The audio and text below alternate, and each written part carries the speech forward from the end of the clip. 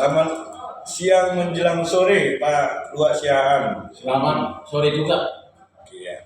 Pak Luat, ini sekarang ini kan krisis ekonomi ya, krisis pedagang kaki lima ya. Udah sampai juga ke mana-mana gitu. Yang saya tahu Pak Luat ini seorang ketua pedagang kaki lima sekota Medan. Ya. Kira-kira berapa pasar yang sudah Bapak rektor? Sebenarnya ada 54 pasar di Kota Medan, tapi yang tergabung dengan kita itu sebagian, tapi sebagian belum tergabung pada ini. Dan mereka itu kita bina dari mulai memberikan kredit tanpa agunan, kita perjuangkan ke BRI. Dan ini sudah berhasil sebagian. Ya. Dan perlu saya garis bawahi bahwa pedagang kaki lima sudah merupakan aset nasional. Yang perlu dibina dan diarahkan menjadi pengusaha yang baik dan memberikan fasilitas. Ya, fasilitas itu artinya pemberian seperti pasar-pasar dibina dan diarahkan, dikasih fasilitas sehingga bisa bertahan mereka itu. Dari mulai awalnya pedagang kaki lima itu sebenarnya kalau pemerintah betul-betul mengadakan suatu peraturan seperti belum pernah dicanangkan di sini bikin perda tentang pedagang kaki lima, sudah sangat aman. Kenapa? Pedagang kaki lima itu bukan mau cari kaya, hanya cari dengan moto anak kopi dengan orang dia. Yang artinya mereka berdagang bukan semata-mata hanya untuk keuntungan. Program yang lebih luas adalah untuk menyekolahkan anak. Banyak pedagang ini yang sudah berhasil anak-anaknya perguruan tinggi, bahkan ke luar negeri. Bahkan pedagang kaki lima anaknya pun sudah dokter, bahkan sudah ada yang jadi jenderal. Itu berkat keuletan daripada orang tua. Dengan inang-inang yang sudah berjualan setiap pagi. Setiap pagi harus keluar dari rumah dengan menembus angin malam ke pasar hanya untuk mencari nasi, mencari suap nasi dan untuk sekolah anak-anak. Itu sebenarnya perjuangannya sudah sangat. Saya mengatakan mereka juga seorang pejuang. Bagi pejuang untuk anak sekolah. Anak sekolah itu kalau anak sekolah, anak kita tidak sekolah, bagaimanapun bangsa ini tidak akan maju. Kita melihat satu contoh. Ethiopia negara paling kelaparan dulu. Tapi gara-gara putra mereka ada orang yang membenahi Ethiopia sehingga dia mendapat Nobel. Dengan pendapat Nobel itu dia mampu mengatasi krisis ekonomi dengan kejujuran dan mengupas semua korupsi sehingga hari ini Ethiopia menjadi negara termaju di Afrika. Jadi kalau Indonesia ini mau maju, jangan terfokus dengan pegawai negeri sipil. Terfokuslah cari ilmu bagaimana supaya bangsa ini bisa maju ke depan. Itu yang paling mendasar. Dan yang kedua, pedagang itu kan merupakan antara contoh semut dan gula. Gula itu kalau dimanapun dibuat pasti direbut oleh semut, tapi dengan fasilitas yang bisa bila berjalan, diadakan pembinaan, adakan pertemuan, sehingga apa yang kita rencanakan bisa tercapai di rumah. Kira-kira begitu. Oke. Itu kita bandingkan ya antara Ethiopia dengan Indonesia ya. Jadi begini, dulu mereka kecil ya, sekarang udah bagus gitu. Nah sekarang gini Pak, ini sekarang ini kita lihat pedagang-pedagang sekarang ini banyak mengeluh. Itu dampaknya apa ya kira-kira Pak? Ya benar. Sekarang ini hampir di seluruh Indonesia pedagang mengeluh daya beli kurang. Ada 3 alternatif. 3 alternatif ya. 1, pedagang online.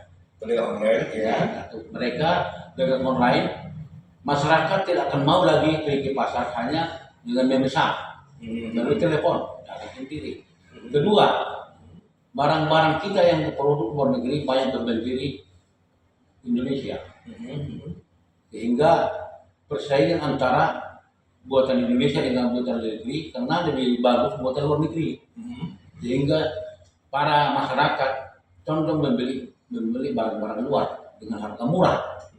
Nah, dan di sini peran pemerintah harus ada.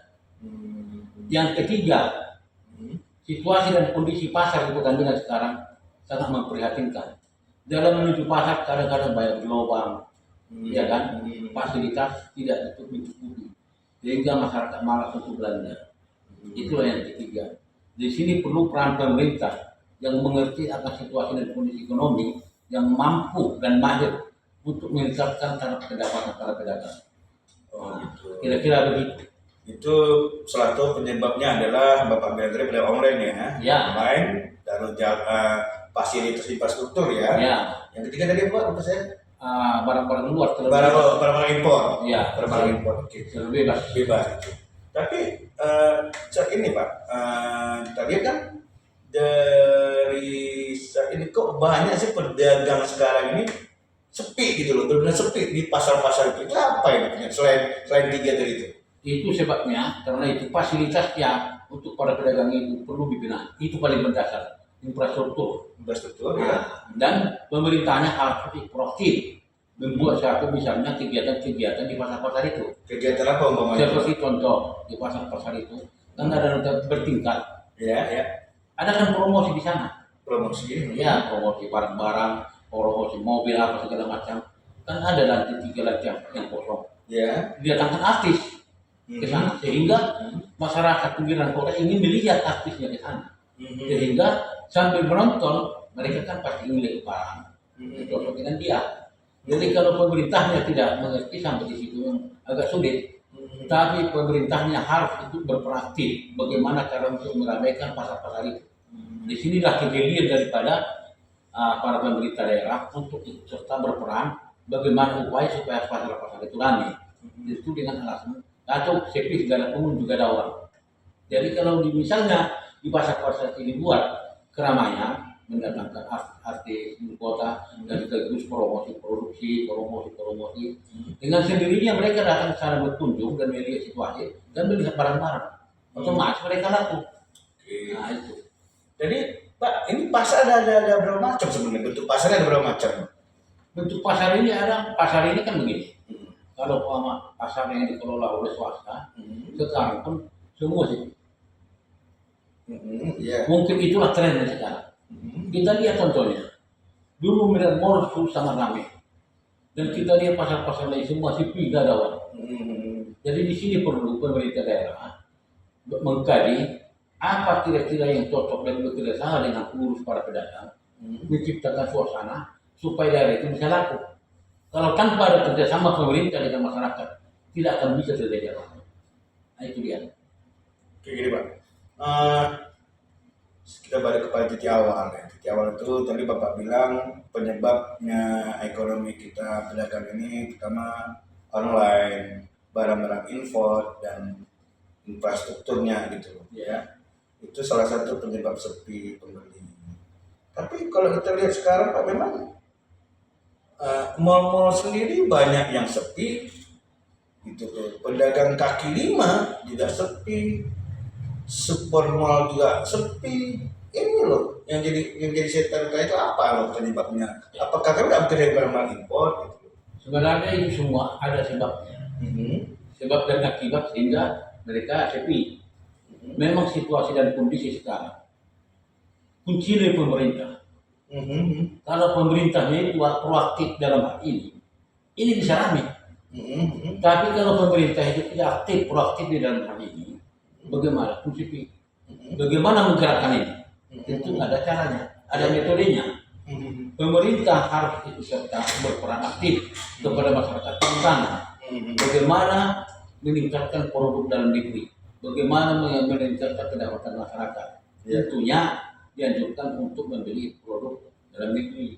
Satu. Dan kedua, pemerintahnya harus mau turun lapangan untuk meningkatkan dan mengadakan komunikasi secara langsung dengan para pedagang dan pedagang. Jadi tanpa kerjasama ini, ya makin hancurlah ekonomi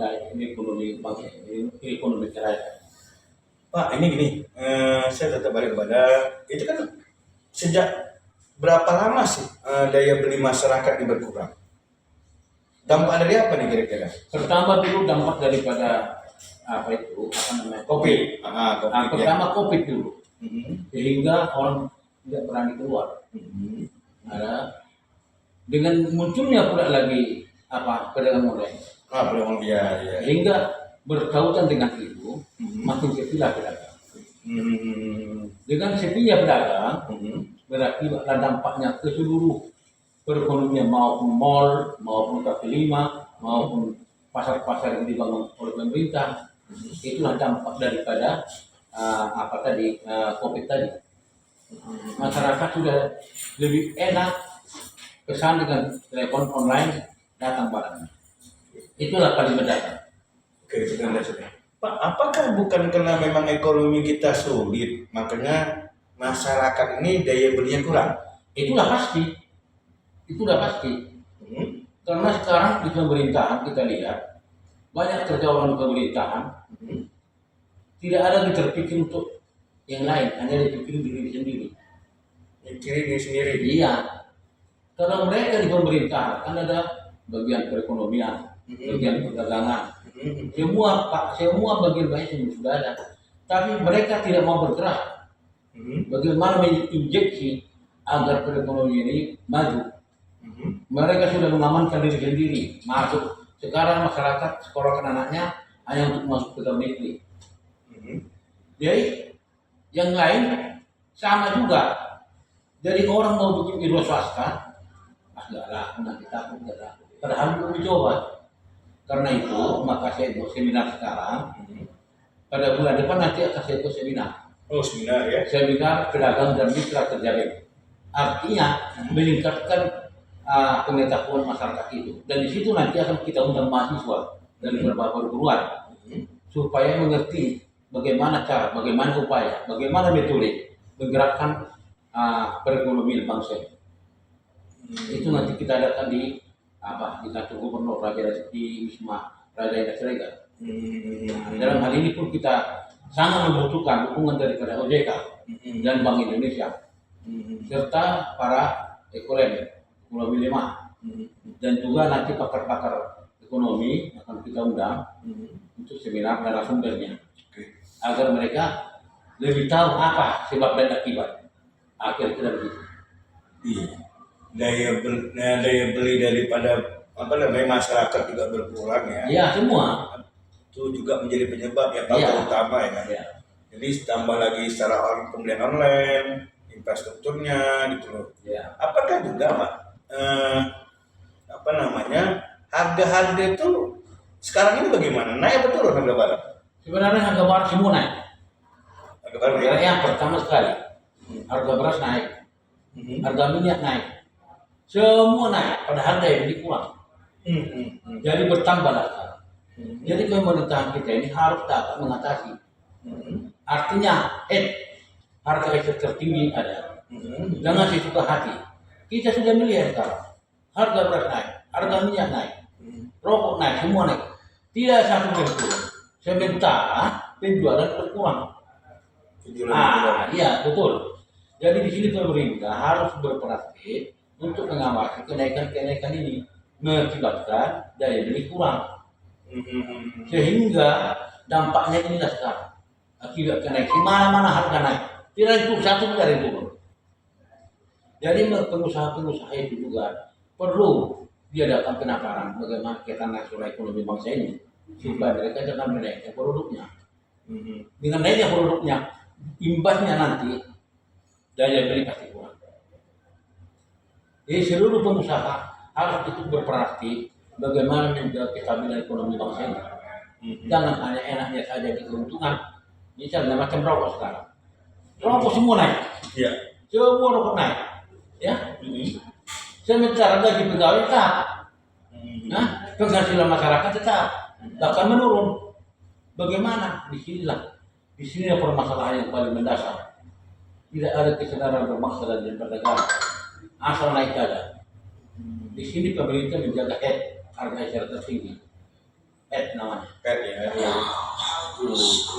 Nah, di sinilah berperan pemerintah dari dinas perdagangan, perekonomian, pengawasan mereka di tengah-tengah masyarakat. Itu dia.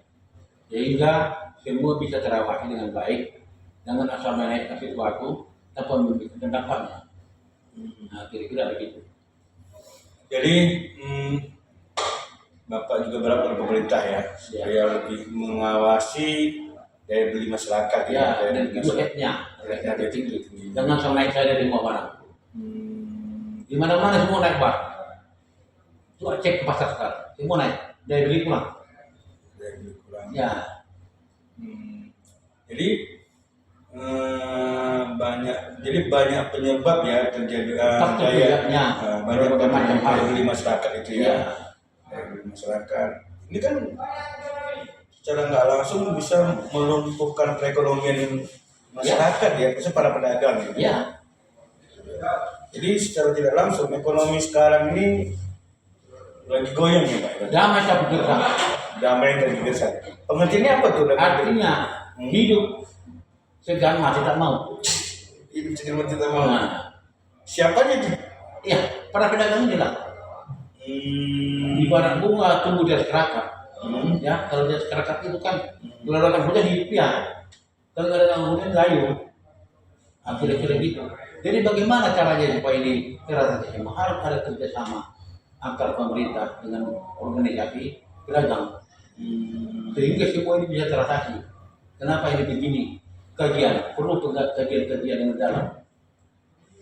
Nah, karena gini, perekonomian kerakyatan ini menopang pemerintahan. Kalau perekonomian rakyat itu hancur, pemerintah wajib akan hancur. Karena ini dengan adanya ekonomi kerakyatan tidak menjadi beban pemerintah. Tapi kalau mereka juga sudah tidak mau jualan apa lagi, jadi beban pemerintah kan. Jadi di sini perlu pemerintah datang melihat secara langsung dan mengkaji bagaimana cara perekonomian rakyat ini supaya dapat bertahan, maju dan bergerak. Nah, ini. Jadi untuk mengatasi semuanya itu sudah apa ya, balik ke pemerintah semua ya. Iya, karena penggeraknya di negara ini kan pemerintahan kita.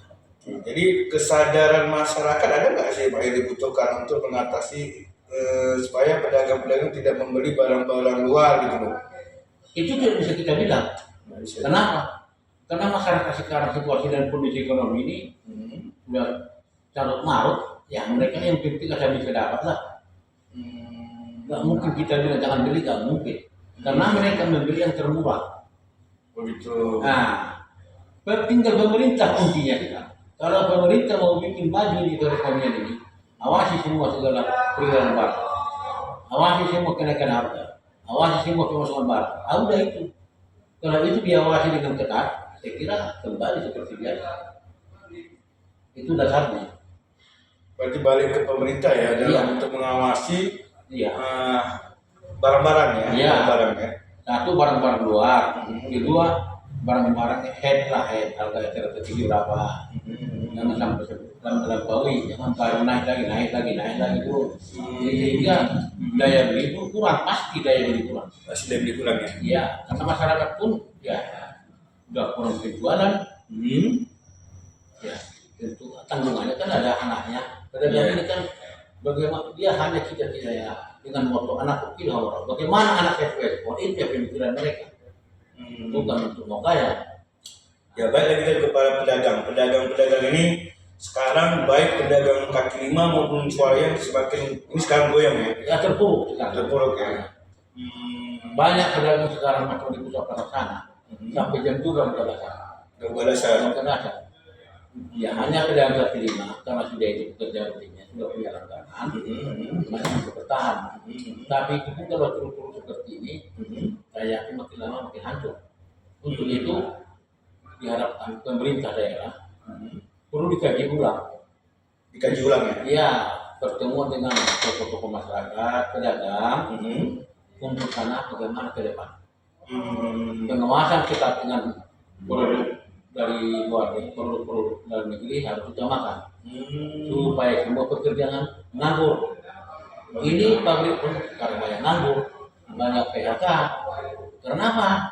Karena produk luar banyak masuk ke negeri Produk luar sebelum ini ya. tanpa melalui alam yang gelap. Tapi gini Pak, kenapa barang-barang luar negeri itu masuk? Tadi kan penyebabnya karena barang itu lebih murah. Ya, Itu loh. iya. Jadi Cantik lagi, cantik lagi gitu. kualitasnya lebih tinggi. Jadi masyarakat kan ya jalan pintas saja kan. Nah itu. Kenapa bisa gitu? Karena tidak ada pengawasan dari pemerintah, tidak ada produk-produk dalam negeri, luar negeri, asal masuk sembrono dari mana jelas tidak tahu. Nah disitulah kalau masalah sandang ya, Sandang ya. sandang. Masalah pangan tak seperti sayuran, enggak. Harga terus merosot. Kadang-kadang di kampung sana nggak mau lagi ambil tomatnya karena murah. Kalau sesuai lagi harga itu upah untuk mengambil aja nggak cukup untuk jasa. Jadi terpaksa mereka biarkan aja tuh. Jadi kalau terus begini, bagaimana? Tentu peran pemerintah diharapkan. Bagaimana cara seperti ikan di belawan itu ada tempat koperasi namanya. Iya. Koperasi ini harus dari pemerintah, ya. Koperasi tangkap ikan, baru pemerintah menyalurkan. Jadi ada headnya sih. Nah itu dia. Jadi kalaupun ada gelombang misalnya laut, misalnya ombak kuat, tentu ada pemberitaan kepada masyarakat bahwa ikan hari ini kurang. Jadi warga masyarakat dapat mewanti-wanti. Iya. Ya dengan demikian nggak dapat ikan ya ayam lah. Lebih murah. Iya. Jadi sehingga tidak ada kesulitan masyarakat itu. Kalaupun ikan tidak masuk, bisa diwanti-wanti. Yang ayam beli telur atau daging yang lain. Iya. Sekarang kan banyak tertumpu dengan ikan laut. Kira-kira itu. Jadi intinya balik lagi kepada Bapak tadi, kita infrastruktur, balik lagi ya kan, infrastruktur, barang-barang impor, yang penjualan online, ya juga dibutuhkan pengawasan dari pemerintah, Ya, betul. supaya bisa mengetahui harga eceran tertinggi, Ya, harga eceran tertinggi, dan mengawasi produk-produk luar yang masuk ke Indonesia, ya, ya gitu ya. ya. Mengawasi. Ini kan secara nggak langsung, ini banyak di Medan Mall ya, di Medan Sentral ya, itu banyak tutup itu. Udah pada tutup. Di Bali Iskandar Udah pada tutup. udah pada tutup. Itu kenapa itu? Masih tutup itu kenapa itu, coba? Tutup begitu. Sebab dia itu juga karena tidak laku. barang-barang nggak laku. Tidak laku. Bagaimana bisa bertahan? Bukannya dari uang. Bukan dasar pun belum ada. Dari mana dia ambil uang untuk menutup itu? Tentu tergantung penjualan. Kalau penjualan ada, bisa digaji anggotanya. Tapi kalau penjualan pun tidak ada, bagaimana dia menutupi? Iya. Memang ada teman saya ini apa ya, tingkat apa namanya, penjualan kaki lima ya. Iya. Teman saya yang punya restoran saja itu ada di Lakers yang di Monsidi, ada dia punya Pokpan tutup, ganti lagi dengan Semanggi yang di Sudirman, Iya. yang sebelah gereja, Iya. itu di Semanggi tuh kan saya juga punya. Ya. Ada di Jalan Rinut, Ya. restoran kawan saya juga itu tutup semua gitu loh. Makanya kita heran, ini kok pedagang sepi, penjualan orang pun sepi. Ya. Saya bingung apa ini belakang paling dasarnya apa? Apakah memang ekonomi sekarang ini udah memang nggak ada atau gimana gitu? Sebenarnya kalau pemerintah mampu menggerakkan itu, ya semua bisa, asal ada kemauan. Tergantung kemauan pemerintah bagaimana mengusahakan ekonomi kerakyatan itu bisa bergerak kembali. Ya. Terutama ya kreditnya selama ini ya karena situasi dari kondisi ekonomi ya dibantu balik mereka, dibantu mereka lagi untuk penyelenggaraan ekonomi kerakyatan ini. Berarti secara tidak langsung pemerintah membantu permasalahan yang ada di masyarakat, Iya. supaya daya beli masyarakat itu ada gitu. Iya betul. Dan kedua itu dasarnya mengawasi seluruh barang masuk. Ya, oke. Kedua mengawasi penjualan eceran tertinggi head. Ya. Jangan sebut mau kue macam rokok, ini beras apa segala macam. Dan ketiga mengawasi penyaluran pupuk ke masyarakat. Ya, jangan nanti dijual pupuk harga mencekik leher. Padahal produksi masyarakat di kampung tidak dapat dijual di kota karena harga murah. Peran pemerintah di sini diperlukan. Kalau perlu makanan luar negeri seperti dari Cina diawasi. Kalau masuk ke barang mereka, bagaimana saya perlu itu bisa laku? Tomatlah contohnya. Ya kan? Harga pupuk menjual tinggi, penjualan tidak bisa, kan terbuang saja uang itu. Benar. Produk dari pertanian itu tidak bisa dijual. Nah, di sini kita perlu adanya kerjasama atau pemerintah dengan para pengusaha dan masyarakat pedagang bertemu supaya ini semua dapat tuntas. Kalau hanya masyarakat ada, nggak bisa. Harus peran pemerintah dibutuhkan untuk mengatasi perekonomian rakyat. Oke. Tadi ada sempat loh Bapak bilang tadi bahwasanya pedang-pedang kaki lima itu dibantu 10 juta ya?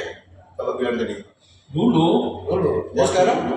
ya sekarang mereka kan sudah pertama kan kulit itu, Ya, kebebasan rakyat ya. Ya.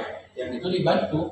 Hmm. Tapi sekarang kulihat belakangan kredit tanpa guna 5 juta udah terpotong 1 juta dulu.